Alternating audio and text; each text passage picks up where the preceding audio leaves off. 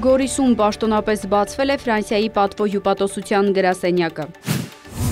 Հայաստան-Ֆրանսիա ապակենտրոնացված համագործակցության 5-րդ համաժողովին մասնակցում են պաշտոնյաներ Ֆրանսիայից։ Այն, ինչ կառուցում ենք միասին, պարզապես բարեկամություն չէ, այլ իրավիճակի վրա ազդելու, Հայաստանին աջակցելու իսկական լծակներ են։ Ֆրանսիայի դեսպան։ Ամբողջ ժողովրդավարությունը վտանգված է, եթե այն վտանգվում է Հայաստանում։ Ժիլբեր Լյուկ Դվինազ։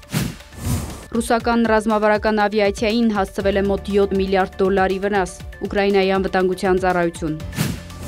Ուկրաինան պայքարում է ոչ միայն իր, այլ ամբողջ Եվրոպայի համար։ Զելենսկի։ Ստամբուլում կայացել է ռուսական և ուկրաինական պատվիրակությունների բանակցությունների երկրորդ փուլը։